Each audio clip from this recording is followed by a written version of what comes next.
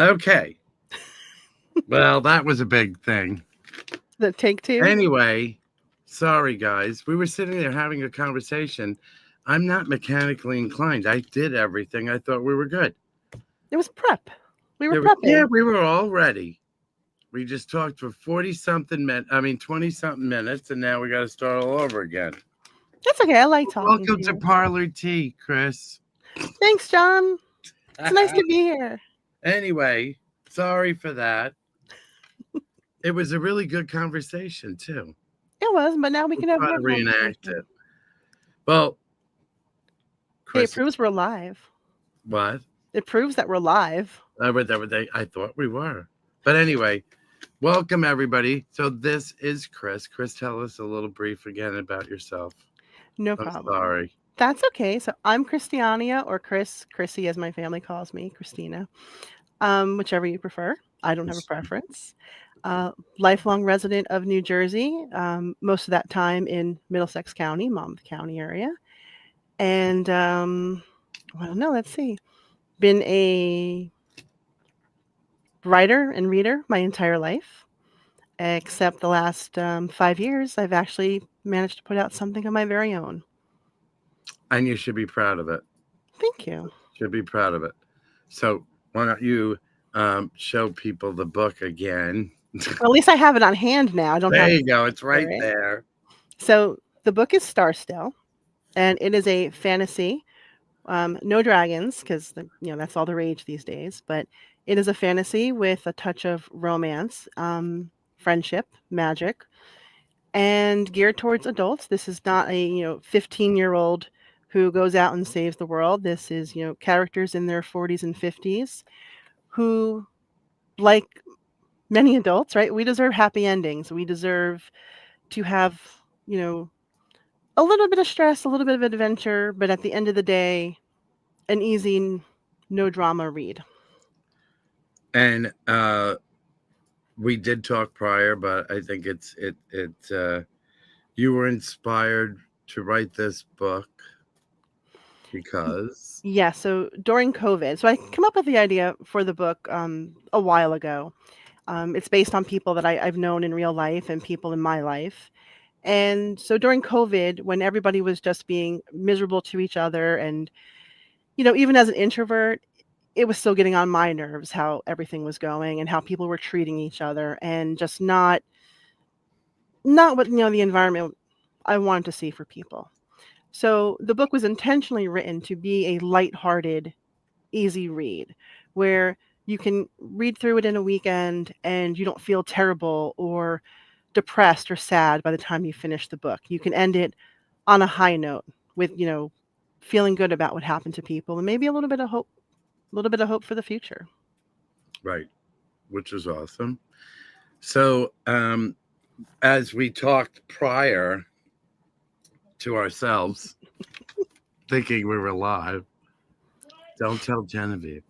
Anyway, um, I found it really intriguing as we talked about this is that these characters that are in your book um, were characters that you've had in your head that were your friends that grew up with you as imaginary friends, but and how we talked about being bullied during a time Right. period over the 70s and 80s as we grew up, which I clearly get. Um, these became real to you because you needed it and needed them. Right. And like we were talking about prior, so a lot of my love of writing and reading came from I don't want to say hi Barbara. I don't want to say loneliness, right? And this is the pre-Barbara times.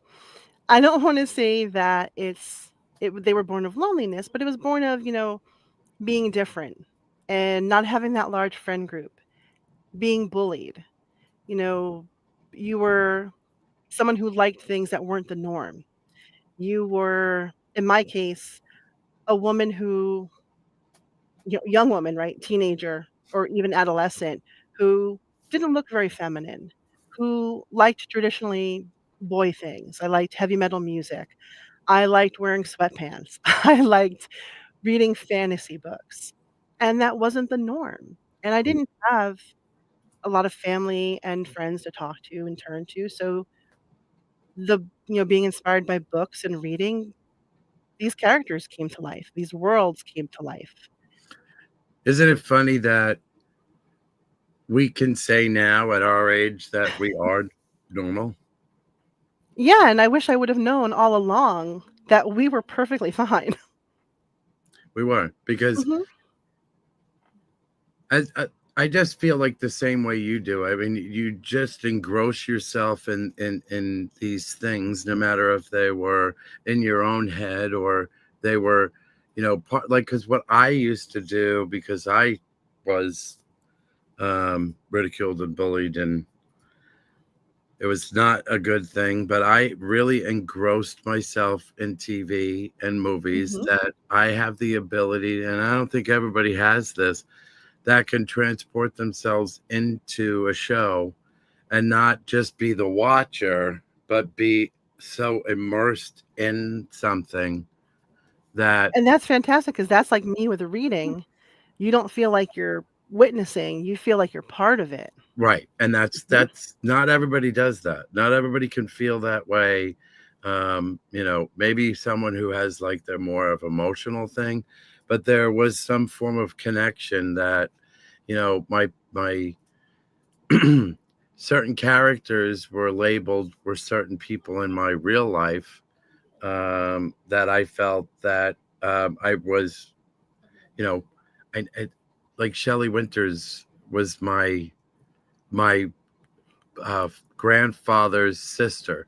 oh, Looked that's exactly awesome. like her when I was growing but not for real, but, like, I was like, "Oh my god, looks like, it looks like my aunt," and it wasn't, but to me, it felt It like it felt when that way. it felt that way, and when they left, I still was able to watch something and still get that memory of everything. Um, it was really a very good uh, experience, because then I didn't feel so alone and left out. Absolutely, and that was a big part of it, is it was something that made you not feel as alone, Right, which and is I think dangerous. it is. It is. But you Mhm. know what? At the end of the day, we survived, and then Yes. you got a chance to tell the stories of the people that you actually adapted, that were there doing the good, the bad, the fun, the ugly, Oh, and yeah. they were part of all of it. So I know that you know that they're not real. We already talked about that. That was pre, but you know, Right. They're I real to me, but I know that they're not, they're not real people, but right, I to me, they're real entities, if that makes correct. sense. No, it makes I get that. It makes total sense, and I wasn't putting it down. I'm just Oh, I saying, know. like, I know that, you know, when we grow up, we have these types of people, and I don't remember if I did. Like, your mind to me is very vivid and exact, and you already said prior, you could tell, what they ate, what their favorite food was, Mhm. what their personalities, and how they related to others, and how they related to you.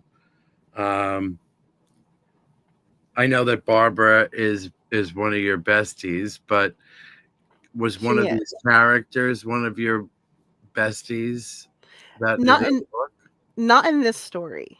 I have other stories which Barbara and other friends may or may not appear, but some of the feelings that the characters are showing, and especially in this story where it is more of about friendship and positive connections, absolutely inspired by people like Barbara in my life. So what was any of the characters that were prior, right, to your imaginary friends that were in your book, was there someone that you like, your more go-to person? Not really. A lot of it, and I, thought about this a lot over the last, several decades, being our age. And I think a lot of it was me. It was the person I wished I'd had the strength to be at that time, who I was able to create, in fiction, but couldn't be in real life. I gotta say this, and I meant it a good way. I think it's deep. I know that sounds like, I think it is. I think it's kind of, our whole lives we always try to put something, especially growing up in the time that we did. It's not as it's it's hard now too, but there's a different form of that than what we did. Oh yeah. You didn't have to worry about the environmental pieces of things like you do now.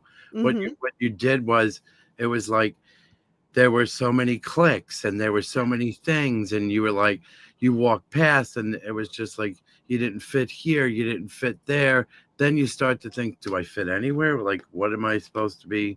Like, where am I supposed to go? Am I supposed to be like this? Why am I not able to fit in?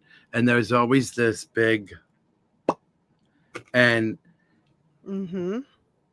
the fact of the matter is that I think that because it is today, that stuff does not bother the younger um, generation as much as Oh, it did for absolutely. ours. Ours, it was all about, the cheerleaders and the football players and the prestige of who was asking you to Mhm. prom and who was going to the dance or There was going to like a the strict house. level of acceptance, especially if you're gonna like talk about America in general.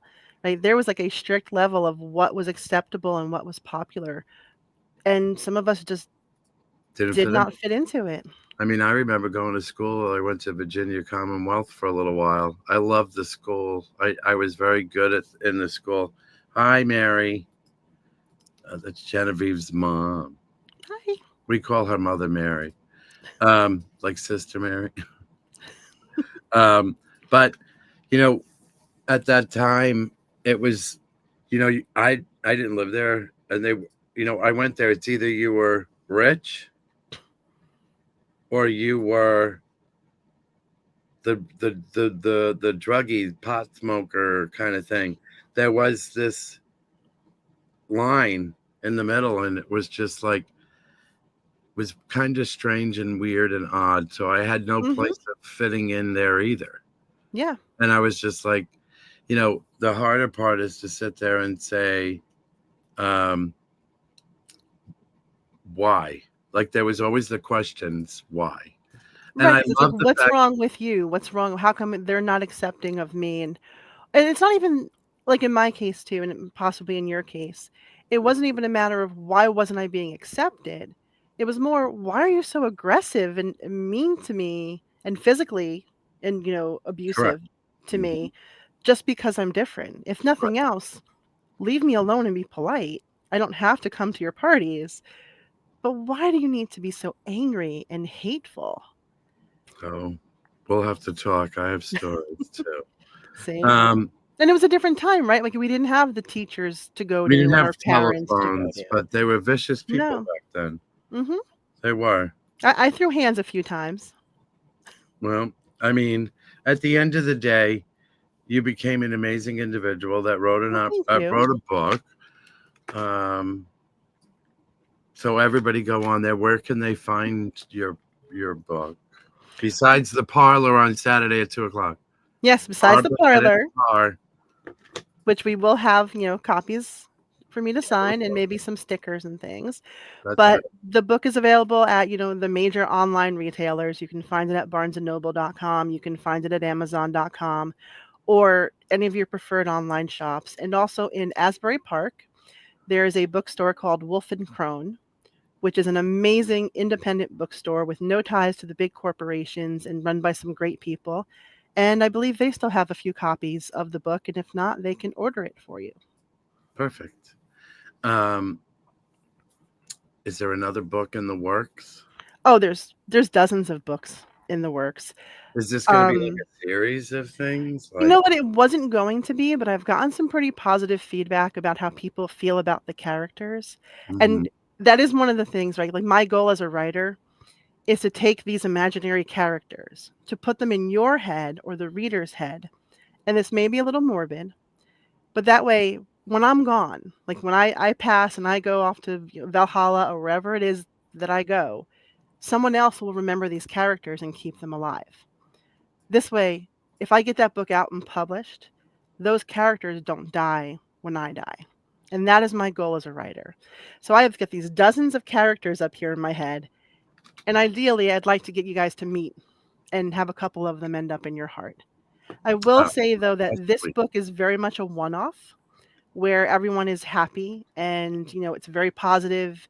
Finish this book in a day or two at the beach or the park, and it's all good. The other ones do tend to be a bit more classic fantasy where it's a bit darker, death and destruction, drama. So yeah, those other books will be a little different, but I still want to keep the same diversity. I still want to give a voice to characters who don't usually have a voice and end up getting killed in the first couple chapters of mainstream books. So we'll see what's in store. There. Awesome. Cool, Brian. So what, if someone was listening to this or someone that approached you and said, I'm writing too, and I never did it before, and what would you give them as advice for them? I know it sounds so common and it's the advice you hear all the time, but it really is just to write. Because and when I say just to write, I mean you don't have to sit down and write, a chapter a night or 3 pages a night. You can write 2 lines. You can write a paragraph. You can just write down a character profile, but get it out somewhere. Get it out somewhere where you can share it with someone if you feel comfortable, where you can look at it.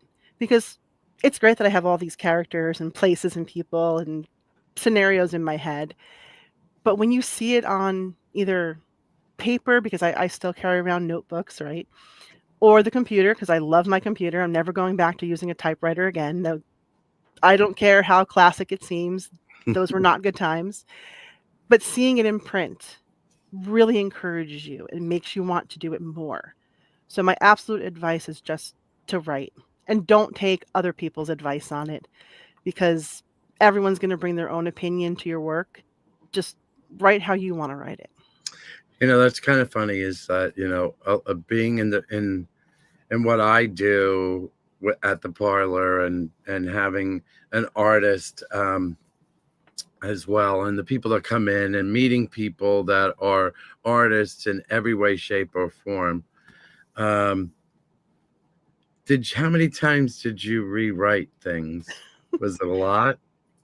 Or once I sat down with all of them, because when I write, I don't write in order. I write out of order. So while I'm doing that part of it, oh my gosh, yes, it is a lot of rewriting certain things and a lot of keeping up, noticing that other things I can keep the same, so that when I finally do sit down to put it together, it's not as much rewriting. Okay. Because I mean, knowing the artists that I know, they'll do something and then they'll be like, oh, I don't like it. Oh, you'll rewrite and recreate forever if you keep doing it.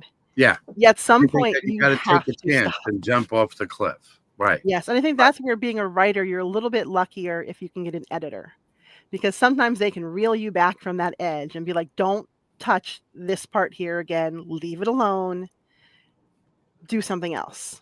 And that helps. Sometimes when you're telling a story, do you feel that when you're telling it, as you're telling it, are you thinking that is the reader going to get this?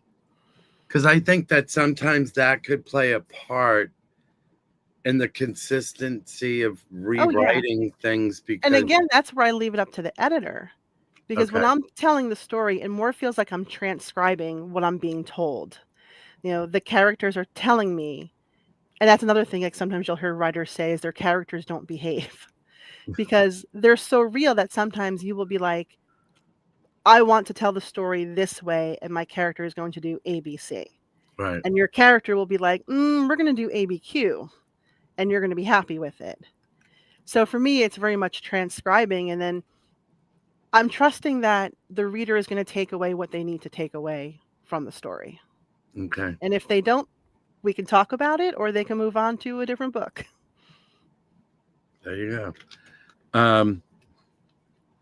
Did you always think that you would be a writer, or was that a struggle to get this out? Because I know that you had said prior to not being live that you had said that this was like a 5 year, almost of like 5 years it took Yeah. you to put this out there. Was it because you were scared, or were you just, was it the right time? There's a little bit of fear in it, right? But for me, it was more that it's so much work, right? Between the writing, and then I was very lucky enough to have realized I wanted to complete something for the first time in my life that was my own and not helping someone else's project, that I did put money aside for it. So then I wanted to make sure I worked with an editor I was comfortable with, a cover Mhm. designer I was comfortable with, and not just throw money and get a product, but to work with people. And then that takes time to, get your vision understood and realized. So from start to finish, yeah, it was a lot of work, and that was about, I think 5 years is a good amount of time to be happy with a product and put the right finishing touches on the product. I'm not entirely certain that this was the right time. Maybe it is the right time for the book, considering that there are diverse characters in it. The main character is trans. There are LGBTQ supporting characters, and they're not story points. It's just who they are. At no point in the story is it character development. At no point of the story is it, ooh, this is something different or unique. It's just who they are living their lives. Like I said, this is based on people I know, myself, my family, and friends. And considering today's environment, I don't know if this is a good thing or a bad It thing, is a good thing. but People need it's a to, thing. it's a good thing. It is. And we all, like I said, we all deserve happy endings. We all deserve Absolutely. to not Doesn't be matter. judged for who we are, for what we are. You know what? When we go, someone else in the afterlife judges us. Hmm. You want to judge us? Just remember, someone's judging you for judging others. So And and that entity has a lot more sway than we do. there you go. Um, so you had said, ooh, pen drop. You said that you were inspired by like heavy metal bands to do these Yes. things. Um, and then you were inspired by did you say you were inspired by like movies or other Well, it was books all it or was all something? books. So I grew up very much into Tolkien and King Arthur. It said my son is named after one of the Right. knights of the Round Table. And fairy tales, like, the actual Germanic fairy tales, the Brothers Grimm. Hans Christian Andersen is one of my favorites. Like, most of my inspiration came from that, and then when the music comes into play is that there are some bands currently, but also back in the day, there was a lot of fantasy imagery in the lyrics and the music videos. So you'd watch something and be like, "Wow, that's pretty badass and cool." There's wizards in, like, a Ronnie James Dio video, or a Def Leppard video, 80s, and it just gets the brain rolling, and it makes you think. And it was always really cool to me to see the 2 things that I loved and saved my life, books and music, when they come together like that, and it's like, "Whoa, that reminds me of the book I read." It inspires you.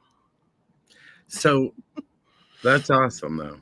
That is awesome. I mean, being that introvert and not like would you consider yourself, if things were different, right? Oh, it said there's Brian asked you this before I asked you mine. Where is it? How do we do it? Oh, see, that question comes up a lot, and I need absolute silence when I write. And I think part of that is music is so intertwined with me. If I hear music, I can't not listen to it. And I live with musicians. So sometimes that's tricky to balance, and I need really good noise canceling headphones. Not that I don't love, the music, because I do, but then I'll stop what I'm doing and listen to it. So I can be inspired by music. I will say that probably 99 to 100% maybe of what I write, somewhere in there, there's musical inspiration or an image of a band or a video kickstarted something. But when I'm writing, silence. I know that you already answered this stuff, but um, so you inspire, like your favorite writer, is that Hans Christian Andersen or the J Tolkien, are those your favorite? I think, well, my favorite writer is very problematic, and I don't know if anyone would know the name. So I will say that my favorites are going to be the fairy tales. They're going to be the Norse mythology, Hans Christian Andersen, Brothers Grimm. But my favorite writer is a writer from the '80s named Dave Deddings. And don't Google him. Do not look him up. You know how, when we were growing up, we didn't have access to all the background and the information about our favorite icons. Right. So I will still say that reading his books really made me think I can do this, that I can actually put my worlds and my maps and my people out there. So my love of the fairy tales and mythology brought me into the world, but his books made me think I can also do this. Well, that's awesome. That's great. You always hear about certain people inspiring other people, and it's nice that it's not the normal people that inspire. You know what I mean? Mhm. It's not like it's this one or that one, that it's someone totally out there or different, or someone that, not like, oh, I wrote because of Hemingway. Like, it's different. So, and different is great because Oh, different yes. got us this book. So Hopefully that's a good thing. that is a good thing. But, you know, um, I'm trying to think what other questions. Does It's anybody hard to else, think on the Crystiannia? spot. No, it's not really. It's just that, some of the questions that I would ask, I think that you've already really put yourself out there and inspired. Um, like, Well, let me ask you a question. okay. Do you have a favorite book or a favorite writer? All kinds of books count, magazines. See, the hardest part, here's the thing. Um, I like a multitude of things, Mhm. but I'm not an avid reader Which at is all. fine. My imagination has always just been me. If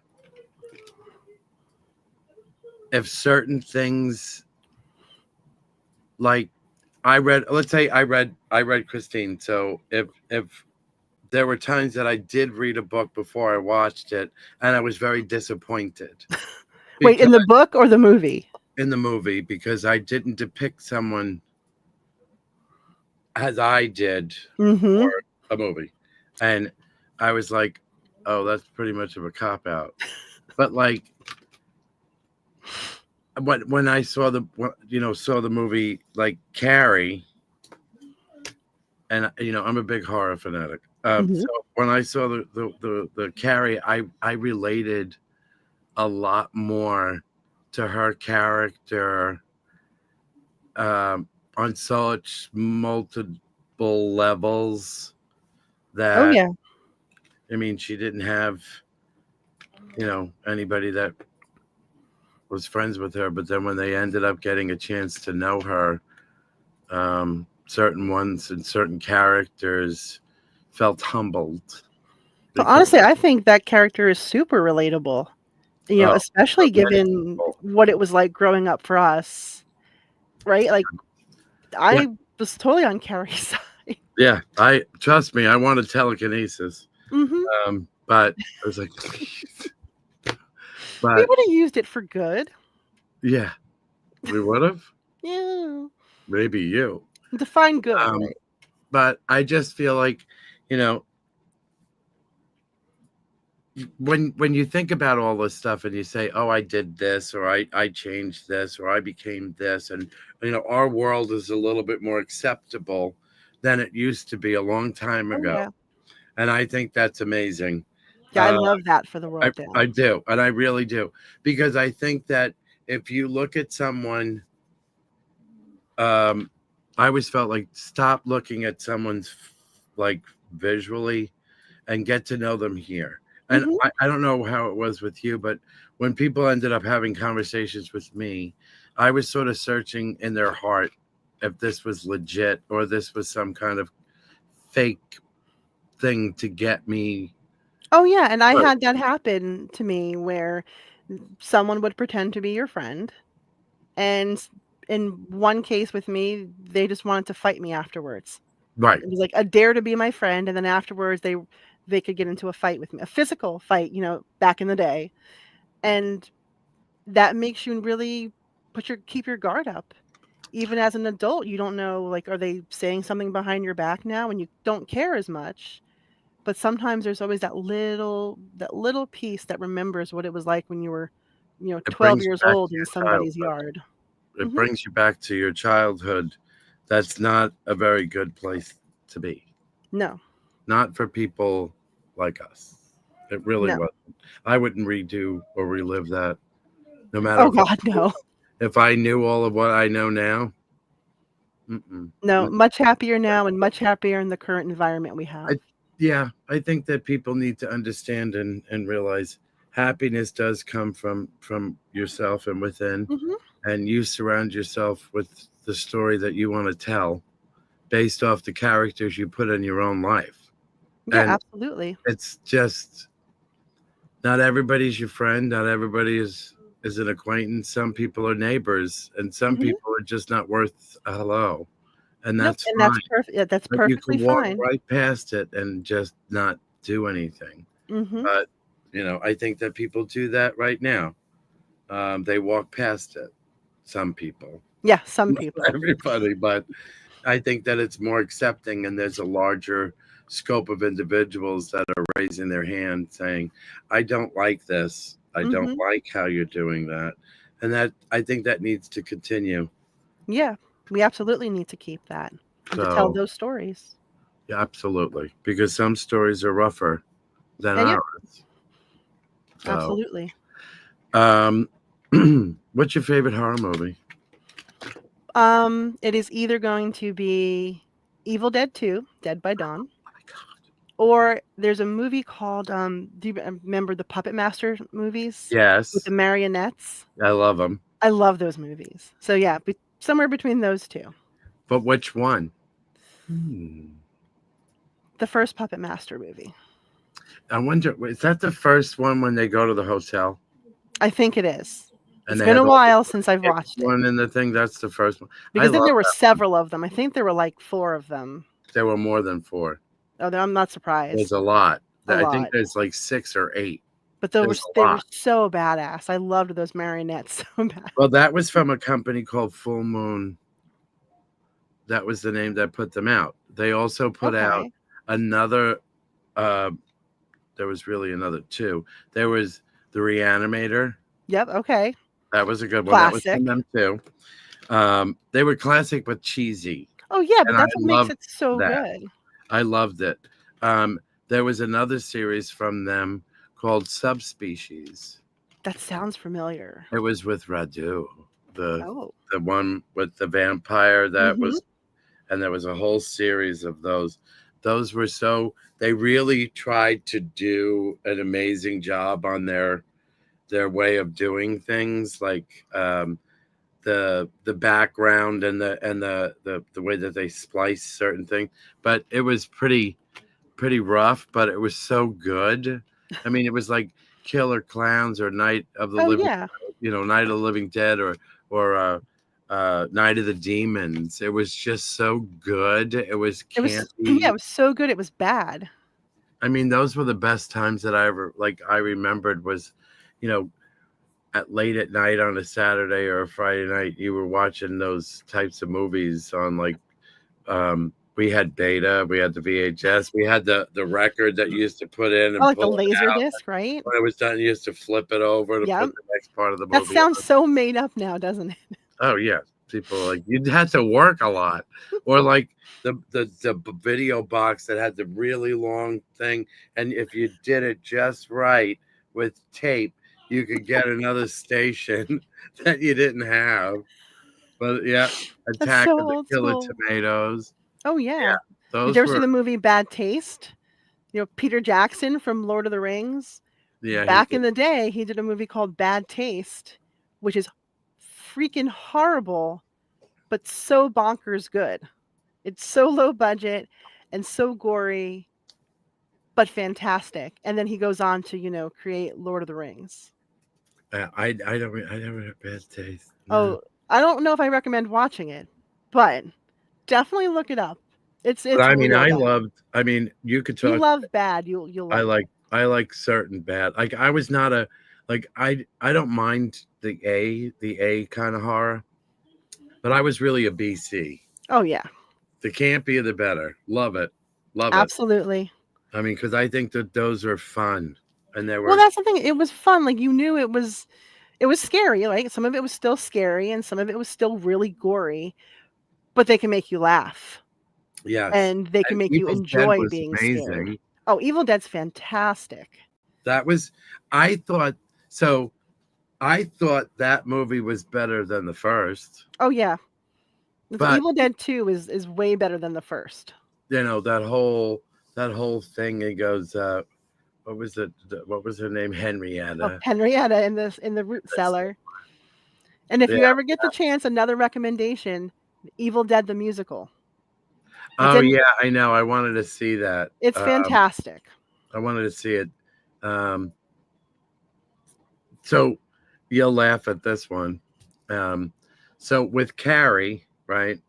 Um, I had the opportunity to meet Betty Buckley. Okay. So Betty and I became friendlier because someone that I was knew the person that was the understudy over there at Phantom when I lived, over that way. And I got a chance to go backstage and sit in Betty Buckley's, you know, dressing room waiting for her. We met, and then we became friendly during a cool time. But I That's just super felt cool. like an attachment to her because like the whole Carrie thing, and I was made fun of, and then this person's paying attention to me, and I saw the Sunset Boulevard because, in my opinion, no one could play Norma Desmond like Oh, Betty Buckley can. classic. So when she knew I was in the audience because I sat in the same seat every time, she would walk right by and wink, and I was just like, yes. Anyway, And that um, makes you feel included. That gives you community. I That love makes you stuff feel like like you're not alone. right. Like I always got myself so engrossed in famous people that you can tell me one thing and I can ramble off what they've been in and who they're related to or who they were married to or who their kids like, and other people look at me and go, I know old like cartoon. I loved cartoons. I still watch cartoons. I I love cartoons. I and like even modern cartoons. so yeah, Anything that's entertaining. yeah. I mean, there's just so much stuff that actually was sort of really very cool. But our cartoons back when we were growing up were so much better.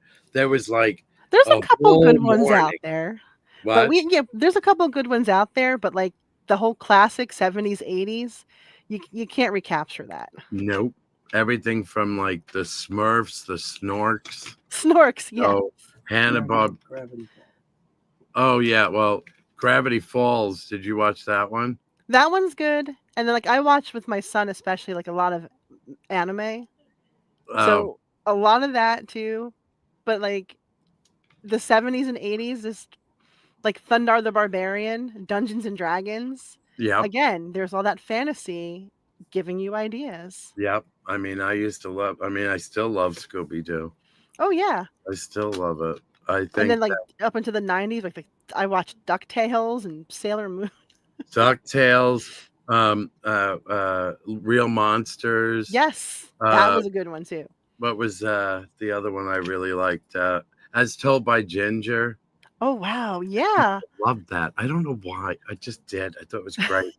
The Some one of the with kid shows just have fantastic writing. I know. Hey Arnold's. Oh, Hey Arnold was great. Rocco's Modern Life. Yes, and that was so trippy too. Like that It was not for really, kids. really, really, really good. There was some like awesome cartoons. I mean, Oh yeah. and now I like Bob's Burger, and I mean, that's just The it's always tradition on in my carries house. on. It's always on in my house, Bob's Burger, because it's just mindless and funny. But yeah, that's the thing. It's funny. It's entertaining. Right. We Absolutely. deserve to be entertained.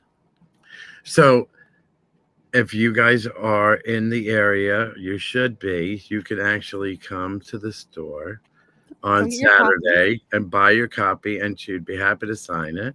Very You much. can ask her any question that you would like at the store. She really is an awesome lady that you can talk about whatever you are. I know I you, appreciate that. you are. Thank you. I mean, I remember. How long have you been coming to the store? It's been a while now, right? It's been a while. You came in and you haven't not come in, which is great. No, and you know what? But it makes a difference because everyone at the shop is so welcoming. Not only is like it's interesting, right? And you have fantastic events and fantastic items, but you make people feel welcomed. And that the is fun, a huge difference. But that's right. And I commend us on our customer service because that's the big Yes. key. You know, you guys are not usually you're not considered customers. You're considered, you know, family, and that is Thank coming you. into our environment. And you know, we like people to feel comfortable. It's a safe space for everyone. It absolutely is. Like how many events have I been to and just I come in and know. look Painting around? Barbara. The painting's fantastic, and I highly I thought it was recommend that to funny. everyone. I brought my mom, I brought my best friend. We had The fun, laughs are your face hurts at the end just from the laughing. especially when you look at what I've done. You're very creative. I know. Rick will do it in an hour, and it looks like it should be hanging in a museum. I know. Like Rick and Danny are our stiff competition. Yeah, they are. But we get creative. We try. We I gotta mean, work with what we've got, you know. odd shaped bodies with little heads. But whatever. But yeah. Any other places that you're going to be doing book signings or anything that you want to share? Well, I think this is going to be my one and only book signing for this book because I want to do, start getting work on my other books. But one of the things we will be doing is a giveaway. I got to put that together. And it's going to include handmade yarn dolls of the main characters of the book and maybe an item or two from the parlor and a couple other places. And we're going to find a way to raffle that Can off. I participate? Of course you can. I love your hand yarn dolls. Thank you. I do. I think they're adorable. When you guys come in, ask me, and I'll show you one of them.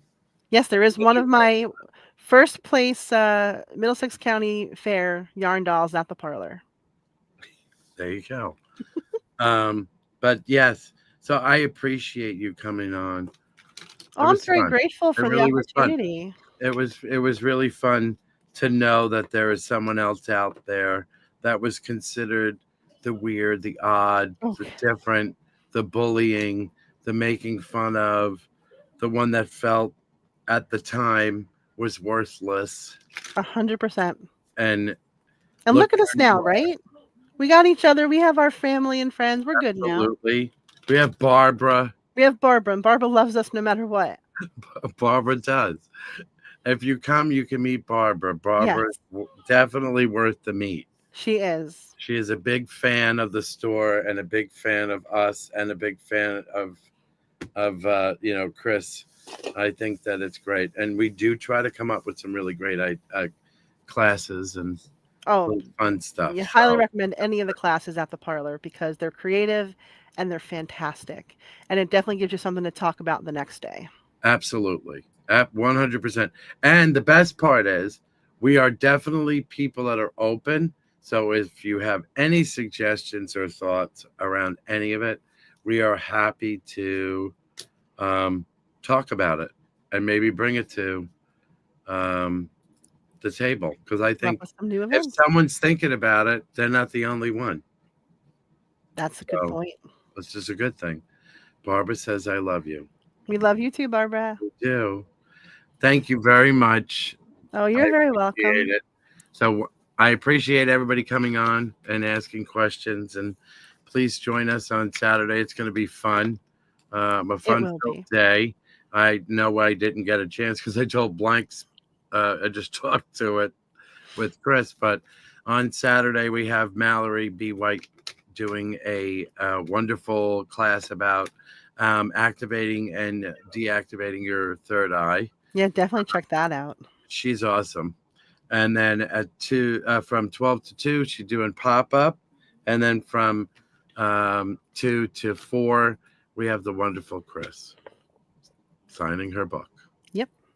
I hope that you guys can come and join us because it's going to be good. Yep, it'll be fun. Chris. Thank you so much, John. When you write your next one, we were going to talk about it again another time. Absolutely. Yeah. You got it. But you're welcome on Parlour Tea whenever you want to go on. Yeah. Okay. Whenever you want me, I'm here. Yeah, whenever you want. So you'll love this one. Bye, guys. We'll see you next Tuesday. Peace. Bye.